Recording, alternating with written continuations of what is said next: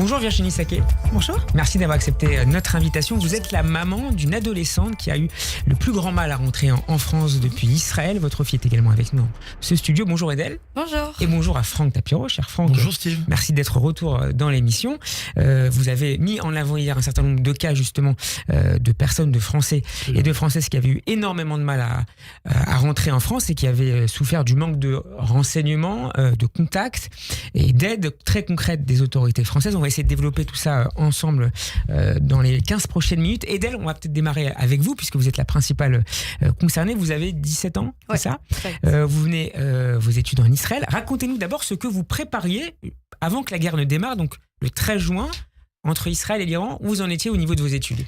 Alors, moi, je suis arrivée en juillet dernier en Israël pour passer mon bac à l'école Mikvé Israël, à Holon. Donc vous êtes en terminale? Je suis en terminale. Et le 13 juin, avant que la guerre démarre, on avait déjà passé 2 épreuves. Donc l'épreuve de philosophie et la première épreuve de spécialité. Donc moi, c'était l'économie. Donc quand la nuit de la guerre est passée, le lendemain, on devait avoir notre dernière épreuve écrite et on devait passer notre grand oral la semaine d'après. Combien d'élèves se trouvaient dans la même situation que vous, avec un statut donc de français ou de française? Dans ma classe, on est une trentaine, je crois. Alors, Virginie, vous êtes donc la maman d'Edel. Quand vous avez votre fille au téléphone vendredi tôt le matin, j'imagine, et dans les 2 jours qui vont suivre, comment est-ce que vous vous anticipez? Comment est-ce que vous voyez les choses? Est-ce que vous pensez tout de suite à un rapatriement? Alors, immédiatement, non, parce que d'abord, on avait... en fait, elle avait déjà des billets pour rentrer en France, puisque c'était la fin... en fait, moi, je devais la rejoindre les derniers jours parce qu'elle avait ses fins d'études et on devait rentrer ensemble le dimanche. Donc, immédiatement, non, parce qu'on ne sait pas que ça va dégénérer comme ça. Et puis, on attendait surtout la fin du bac. On ne savait pas trop... En fait, on était un peu dans l'inconnu de comment va passer son bac, comment... ça va se passer, est-ce que ça va se calmer, est-ce que les vols vont être maintenus les 2-3 premiers jours, d'abord, elle a été tout de suite sortie de l'école immédiatement. Ils lui ont demandé de partir très vite dans sa famille référente. Qui se trouvait où en Israël? À Tel Aviv. À Tel Aviv. Qui est ma belle-sœur et mon beau-frère que je remercie. Et elle s'est retrouvée dans sa famille référente et on a attendu de voir en fait. Qu'est-ce qu'on vous dit d'abord au niveau des compagnies aériennes? Est-ce qu'on envisage déjà une reprise à court terme ou on vous dit que c'est totalement flou compte tenu de la volatilité de la situation? Moi, je me suis vite rendu compte au bout de 2-3 jours que ça, quand tout a été annulé, qu'elle parte, comme tout le monde, qu'elle partirait pas, que tout allait être annulé, que tout allait être stoppé et que ça allait être une galère si ça durait, ça allait être une galère pour la faire rentrer en France. Et au-delà du bac, vous avez eu peur pour elle? C'est la première grande guerre, je pense, qu'elle vit depuis son arrivée. Alors bon, depuis à ce niveau-là, en tout cas. Ouais, exactement, de cette ampleur évidemment. Alors peur pour ma fille, oui évidemment.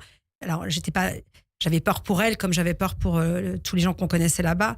Maintenant, je la savais entre de bonnes mains avec chez mon beau-frère. Je savais que je voulais pas qu'elle bouge, mais je savais que elle était en tout cas bien entourée et elle le vivait plutôt pas trop mal. Donc on était angoissés, mais voilà. Alors ça, c'est l'avis de votre maman. Edel, comment est-ce que vous visiez les choses, vous, d'abord par rapport à cet impératif de passer les dernières épreuves du bac qui compte lorsqu'on est en terminale et plus globalement compte tenu de la situation militaire sur place? Premièrement, nous déjà, on a travaillé toute notre vie pour notre bac, donc déjà on s'est senti un peu frustrés. Et surtout, on ne savait pas comment ça allait se passer pour le bac, les épreuves, si elles allaient continuer, si on allait passer en contrôle continu. Donc déjà, ça nous a un peu stressés. Parce qu'on ne peut pas partir en France, mais on ne peut pas non plus... on peut pas partir sans avoir passé le bac. C'est un accomplissement, le bac. Ensuite, sur place... Vous démarrez les premières démarches? Alors oui, moi tout de suite, tout de suite, sachant qu'elle était, que ça partait en cacahuète, si je puis dire, j'ai appelé évidemment le consulat où j'ai pas eu de réponse tout de suite. Moi, je suis assez intégrée ici, donc je me suis tout de suite mise sur les réseaux. Je me suis tout de suite mise sur le site de Madame Yadan, sur son groupe WhatsApp. La députée des Français de la 8e exactement, circonscription. Pour lui dire que ma fille était seule en Israël et mineure. Parce que ma fille est mineure, je le rappelle. Je me suis mise tout de suite j'ai pas voulu qu'on me rembourse mon billet d'El Al en me disant dès que ça ouvre, je suis sur les lits. J'ai appelé mon agence de voyage. Précisons que votre fille Edel n'est pas israélienne. Elle est totalement C'est ça. française. Ma fille est totalement française. Alors, elle est juive, Oui. mais, En termes de nationalité, elle est française, elle n'est pas mais sa d'Israël. nationalité est française. Et je pense que l'amalgame, il vient de là. Ma fille est française, née en France, de parents français. Ok, c'est pas parce qu'elle est juive qu'elle est israélienne. C'est Alors, important, alors c'est très important. Donc, on aime Israël. Elle est partie faire ses études en Israël.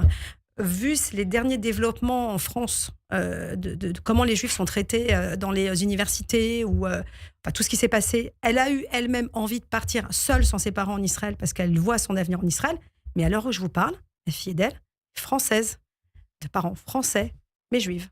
Mais juive, ce n'est pas israélienne. Franck Tapiro, avant de poursuivre un peu le cheminement de ces 2 dernières semaines compliquées pour Edel et Virginie et leur famille, en quoi ce cas, selon vous, vous avez été en contact avec beaucoup de familles dans cette situation, en quoi c'est assez représentatif de la situation connue par ces familles bloquées ou ces enfants ou ces adolescents bloqués en Israël? C'est représentatif parce qu'en fait, on a ici, et vous allez le voir dans le développement de ce qu'a vécu Edel, le même sidération. La sidération d'avoir à dire, en 2025, on est français, mais juif. Pourquoi ? Parce qu'on est peut-être aujourd'hui dans une époque où le fait d'être juif fait qu'on ne vous considère peut-être pas totalement comme un Français. Mais qu'est-ce qui vous fait dire ça? Qu'est-ce qui vous fait dire que c'est tout parce ce qu'on va qu'il vous y a une sorte raconter, d'amalgame qui aurait été fait, qui en aurait fait, bloqué le c'est retour? extrêmement simple pour moi et je vais résumer en un mot. Je préfère lancer le pavé dans la mare et après on va l'étayer. Je pense qu'aujourd'hui nous assistons en fait à une opération de dissuasion de l'État français envers les Français qui veulent aller en Israël pour quelque raison que ce soit. En gros, l'État et le Quai d'Orsay a décidé qu'Israël n'était pas une destination recommandable et recommandée. Parce que c'est une zone de guerre qui est comparée à une zone de guerre et donc il faudrait éviter de s'y rendre lorsqu'on est français. Vous savez le nombre de zones de guerre qu'il y a dans le monde ? Je pense que dans le top liste du Quai d'Orsay, la première destination à éviter, c'est Israël. Pour des raisons qui sortent pour moi des raisons de la guerre. Je le dis, calmement, je l'assume, et on va le prouver. Parce qu'aujourd'hui, avoir besoin de prouver qu'on est que française, même juif, mais on est française, on n'est même pas franco-israélienne, comme je le suis, moi, franco-israélien. Pour dire, on comprend pas parce qu'on est français, pourquoi y a-t-il cette forme de problématique quand on est en Israël? Qu'est-ce qu'on nous reproche? Et ça fait longtemps déjà que énormément de gens, et au Quai d'Orsay et ailleurs, dans certaines ambassades, on vous dit, prenez votre risque. En gros, vous êtes en Israël, bien fait pour vous. Vous l'aurez cherché. Et en fait, je pense que ce qui se passe depuis quelques jours, c'est fait pour nous le faire ressentir. Et je peux vous dire là-dessus, c'est réussi. Bravo. On peut dire bravo le Quai d'Orsay. Si c'était une façon de nous faire ressentir qu'aller en Israël, c'était interdit, entre guillemets, ou déconseillé, on a compris. Mais je peux vous dire, ils sont en train de réagir, de faire une réaction exactement inverse. Et c'est pour ça qu'on va faire une procédure. C'est pour ça qu'on va essayer d'attaquer l'État pour défaillance. Alors on va essayer de comprendre, Franck, pourquoi dans le détail avec Edel et Virginie. Absolument. Qu'est-ce qui se passe? Donc on vous propose dans un premier temps, si je ne dis pas de bêtises, vous me corrigez si c'est le cas, de passer par la Jordanie ou par l'Égypte pour rentrer en France. Oui, sur les en fait, effectivement, quand j'ai fait des recherches sur les groupes, etc., et sur quand on appelle effectivement le consulat, on vous expliquait, il y avait ce qui défilait, c'était d'aller au début dans la panique, d'aller récupérer la Jordanie et l'Égypte par nos propres moyens, et de là-bas, effectivement, prendre un vol régulier. Bon, moi, vous imaginez bien qu'une jeune fille de 17 ans, juive qui plus est, il en était hors de question, on n'a pas pris le risque, et finalement, moi, je la trouvais plus en sécurité en Israël auprès de son oncle et de sa tante, bizarrement parlant, curieusement, je veux dire. Sous les bombes iraniennes plutôt que voilà, sous les donc bombes sans iraniennes. assistance, par vos moyens propres, avec un avion civil. Exactement. Donc ça, il y en a beaucoup qui sont partis. Il y a beaucoup de familles. Moi, j'ai beaucoup d'amis qui sont partis. Après, ils partent en famille ou même j'en connais qui sont partis seuls ou en groupe. Y compris au sein de votre classe, de votre école? Au sein de ma classe, oui, il y en a qui sont partis en famille en Jordanie, le plus souvent en Jordanie, à Amman. Ils sont partis, ils font des trajets très longs en bus, escortés par des équipes qu'ils engagent. Mais en aucun cas, c'est. Je sais qu'il y a des équipes de sécurité qui ont été engagées pour. Il y a en fait comme des tarifs de groupe. C'est quelque chose de payant, mais à aucun moment, c'est. Qui sont assurés par des services jordaniens, consulaires. Moi, ma connaissance, il y a. Je ne sais pas s'il y en a eu. En tous les cas, moi, j'ai refusé son père et moi, en concertation, on a dit, il en est hors de question, elle reste à Tel Aviv, elle sera quand même plus en sécurité à Tel Aviv que par ce biais-là. Alors ça s'accélère un peu, Virginie. Mardi soir, il y a une nouvelle piste qui s'ouvre, celle de rejoindre Chypre dans un premier temps. Alors, piste que moi j'avais déjà alerté Caroline Yadan sur les groupes, où je m'étais déjà inscrite sur le fil d'Ariane, parce qu'en fait, moi je voulais qu'elle parte. Donc, parce que là, je vous rappelle qu'on est 12 jours après la guerre, enfin 12 jours après le début. Donc, le premier, le deuxième, le troisième, le cinquième, on s'organise. À partir d'une semaine, c'est quand même un peu lunaire. D'attendre de 12 jours pour trouver une situation. Je le répète, je m'excuse, mais elle est mineure sans ses parents. Okay, donc je pense que c'est un peu prioritaire pour la faire rentrer. Donc effectivement, mardi soir, on a eu un Zoom avec l'école qui avait trouvé une solution. Et je remercie l'école, l'équipe pédagogique, l'internat. Ils ont été exceptionnels. Ils les ont aidés, jusqu'au dernier jour, jusqu'à encore ce matin, ils les ont épaulés. Franchement, heureusement qu'ils étaient là. Heureusement qu'il y avait l'école. Heureusement qu'ils étaient là. Et en fait, mardi soir, donc on a un Zoom de parents, parce qu'il n'y avait pas encore le cessez-le-feu. Donc on nous dit on a peut-être une solution. On a le consul. Il les met sur une liste. On les met sur une liste pour qu'ils puissent partir rapidement. Parce que on avait dû nous attendre parents de terminale, excusez-moi. On ne pouvait pas les mettre sur une liste tout de suite parce que quid du bac, et comme on n'avait pas de réponse du rectorat français... Sur ces deux épreuves qui restaient, donc les deux épreuves écrites, l'épreuve écrite et le grand oral. Exactement, on ne pouvait pas prendre de décision de les mettre vite sur une liste au début, parce qu'en fait, sans réponse du rectorat, si jamais le rectorat décidait qu'il fallait passer une épreuve, boum, elle n'avait pas le bac, vous imaginez.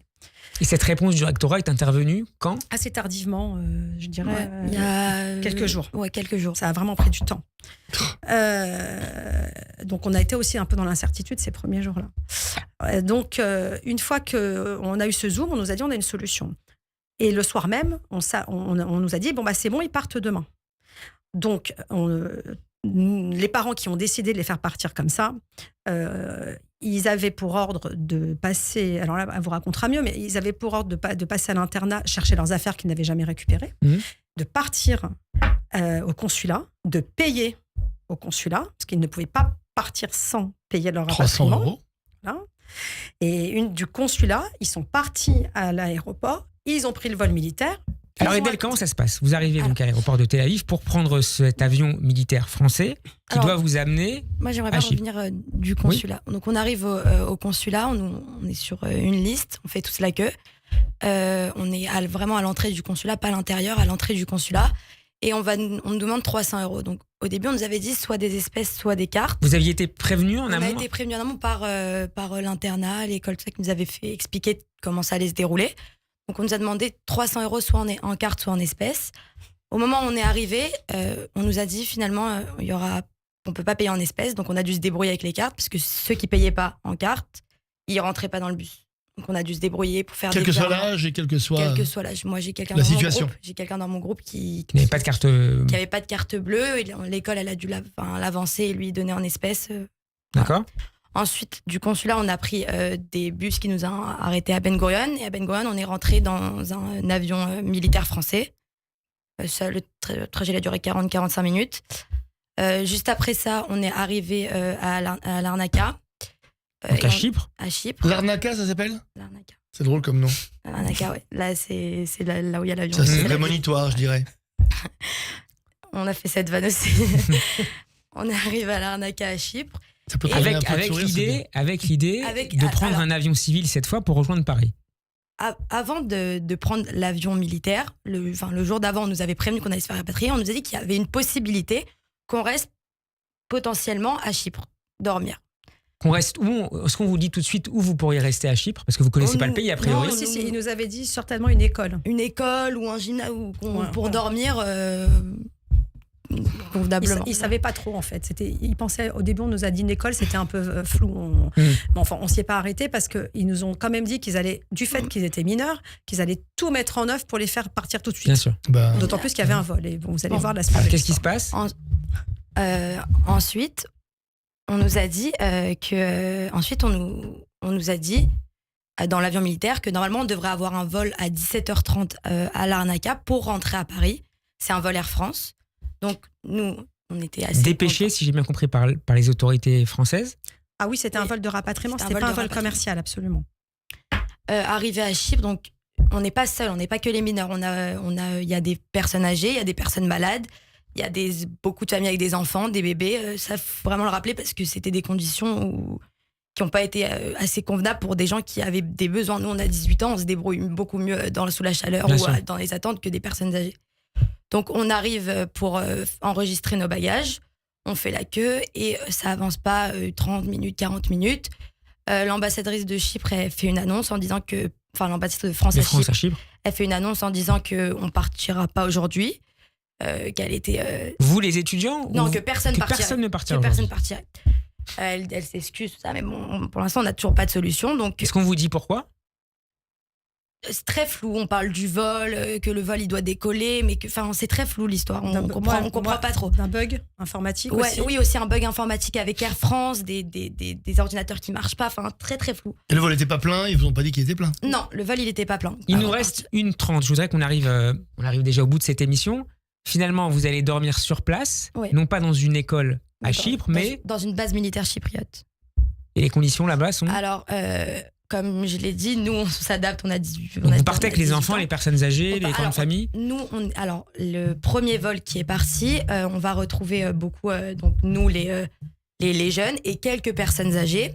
Mais il va y avoir un second vol qui arrive à 4h du matin où là, toutes les personnes du vol, elles vont se retrouver dans la base militaire. Donc là, il va y avoir les enfants, les femmes enceintes, les personnes âgées, les personnes malades. Donc c'est des lits militaires, des Superposés. lits superposés. Donc vous imaginez pour les personnes âgées ou les femmes enceintes de monter quand il n'y a pas de place dans les chambres. C'est des toilettes à la turque, des douches communes. Conditions très C'est spartiates. épouvantable. Franchement, Et donc vous j'ai êtes les photos, rentré les vidéos. cette nuit, la nuit. Oui, la je suis nuit d'un- rentrée hier soir, je suis arrivée hier soir. Franck, pour conclure, Pour conclure, vont être les suites qui pourraient être données à ces différents témoignages? les suites, c'est évidemment une plainte parce que nous avons reçu des dizaines et des dizaines de témoignages, comme celui d'Adèle, mais qui a 17 ans, mais il y a des gens plus jeunes, il y a des gens de 15 ans, il y a des gens plus âgés, des femmes enceintes de 8 mois, il y a des personnes âgées qui étaient vraiment dans l'impossibilité de se déplacer. Et donc, on va accumuler toutes ces plaintes, il y en a vraiment plusieurs dizaines. Tout le monde est fou furieux. Pourquoi? Parce qu'ils se sont sentis des citoyens de seconde zone. Ils ont senti que parce qu'ils venaient d'Israël, j'ose pas dire parce qu'ils étaient juifs, mais parce qu'ils venaient d'Israël, on leur a fait comprendre que, en gros, ils l'avaient bien cherché et que finalement, ça a été des sous-rapatriés, puisque, vous savez, c'est pas rapatriant.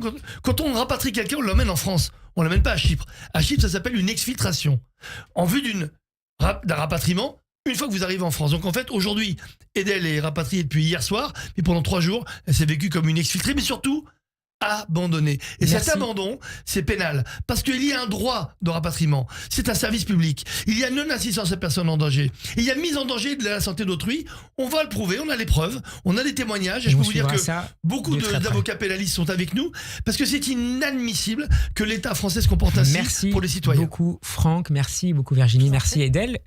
Grand Mazel Tov et beaucoup de réussite pour les 2 examens Et qui restent à Shabbat passer. Shalom. Alors, J'imagine. En France. avec une bonne mention. Bravo à vous, Mazel Tov, et bravo à tous les étudiants. Merci Franck Tapiro, Shabbat Shalom. Merci En France, à vous, en plus. Shabbat Shalom.